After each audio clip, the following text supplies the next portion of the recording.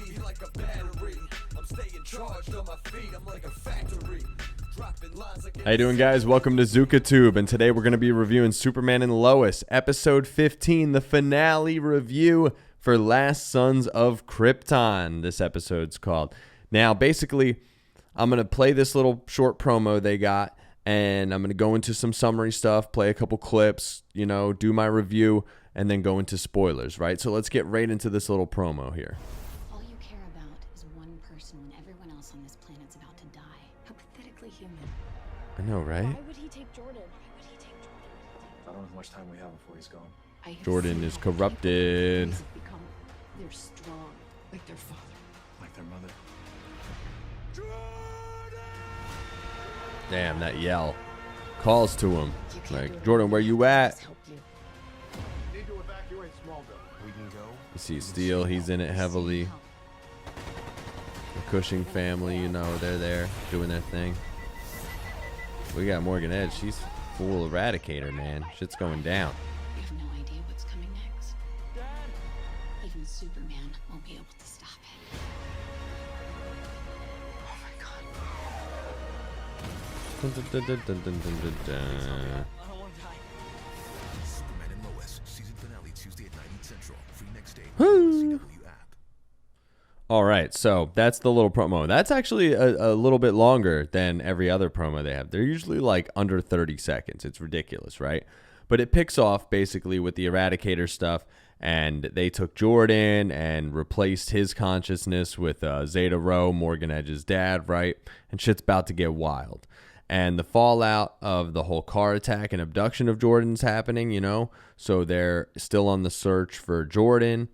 And basically you get into the one thing they show in the promo where Lois and Leslie Laser Eyes, they get into it and they're arguing, and Leslie's basically ridiculing her for only caring about her family when everybody's about to die and this whole situation's about to go totally bonkers, right? And Kyle, Lana, and Sarah, they all decide they're going to stay and help, especially with this whole situation. Everybody's upset with the military still being there, and Morgan Edge is still out there, so there's a lot of risk going on, and people are just really worried about what's going to happen with the town and overall when the military is going to leave and stuff like that, right? And they show Superman flying around, searching and screaming out to Jordan, right? And it snaps him out of it for a second to yell back, and Superman go and find him on his little, volcano thing, right? And Zeta takes over and starts attacking Superman, but he's not fighting back, right? And they show Morgan Edge basically show up in Smallville and start turning soldiers into Kryptonians, and Steel gets called in to help, but can barely do anything. He's the Eradicator at this point, and he's way too strong, right? So they start evacuating everybody, but things start to bottleneck in the town, and traffic gets really jammed up, right? And they show Steel kind of upgrading his hammer, and they kind of want to plan a tricky attack to kind of try to take down Morgan Edge and everything, which plays out later on in the episode, right? And they show Morgan, basically taking the soldiers to the mine, as guards with Jordan, and they're trying to use the X-Kryptonite to kind of, use for a big army, and, the Eradicator goes down in the mines to basically go and start doing all that with the X-Kryptonite, right? And Superman and Steel, they start an attack on him, right? And they knock out Jordan to take him to the barn, right? So Lois can try to get into his mind and snap him out of things with this little head collar thingy, right? And they go into this big trippy dream / memory sequence, and Jordan wakes up but as Zeta, and attacks Jonathan, right? But let me just show you this whole thing, because Lois ends up snapping him out of it at the last second. Let's play this. I love you.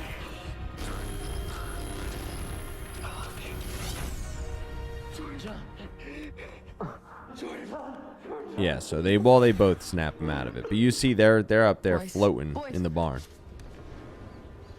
But look, he snapped out of it and they didn't drop to the ground. So are they gonna show that Jordan can straight up fly and shit in the next season? What's gonna go on with that whole situation, right? They're kind of showing a lot of crazy stuff here. But obviously that doesn't necessarily mean any of this is over, because we still got the whole giant onslaught and attack, the whole army, the Morgan Edge as the Eradicator thing and all that.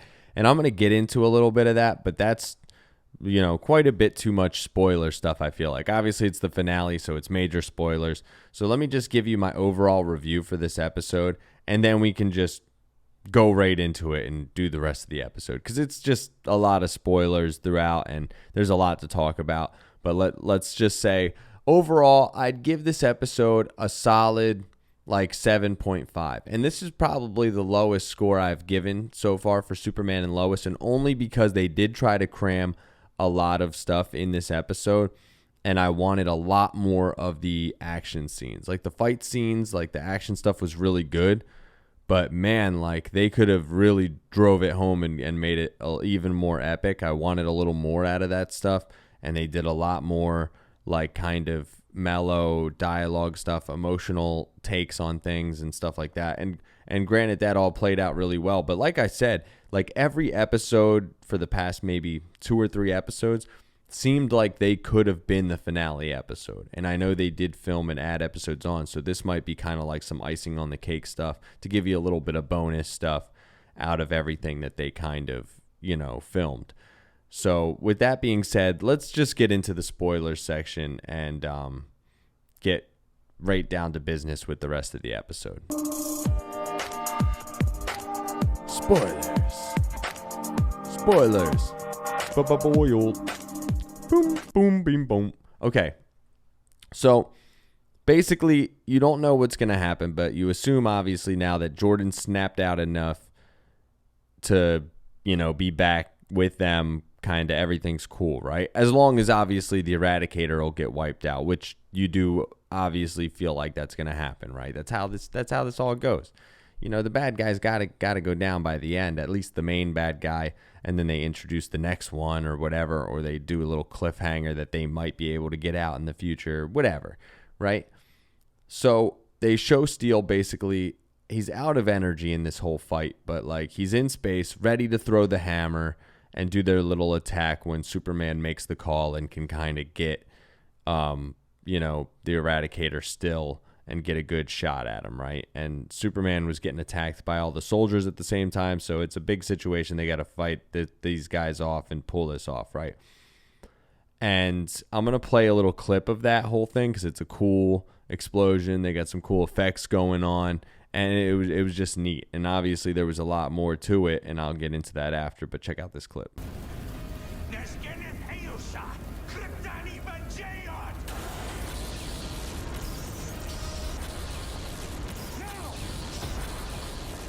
In position.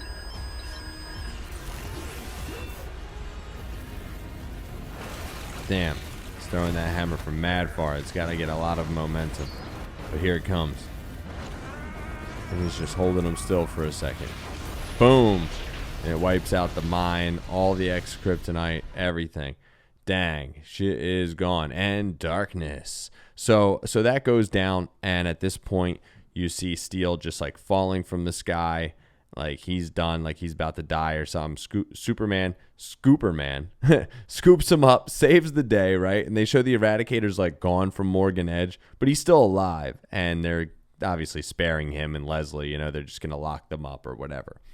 And so that's a little thing there. We don't know what's gonna happen with that in the next season. And they show the Smallville clean up and a barbecue at the Cushings.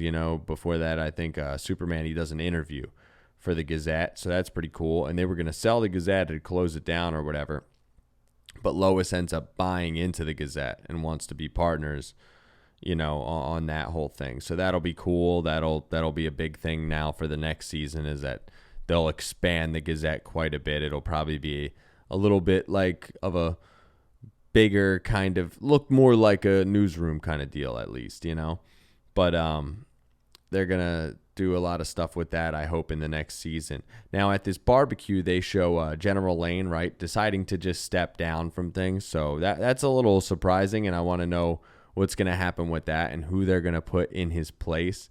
I'm assuming they're hinting that they want to do it potentially with Steele's character, so maybe, I don't know. We'll see what happens with that, because there's a lot that goes on after, right? Because Steele decides he's going to leave because he can't handle seeing Lois every day like that, and he wants to find his sister here on this earth and stuff like that, right? So they have a little burial scene for Jor-El's crystal because that's broken. So I'm assuming there's no more Jor-El, like in the Fortress of Solitude. Like, does it lose its power? Like, what happens with that? I'm really intrigued, and I want to know what they're going to do about that. And then what they're going to do, especially when things start happening with Jordan again with his powers, or let's say if it starts happening with Jonathan. What do they do if they do not have that fortress anymore? Or do they start using the other fortress? Oh man, that could be all kinds of things, right?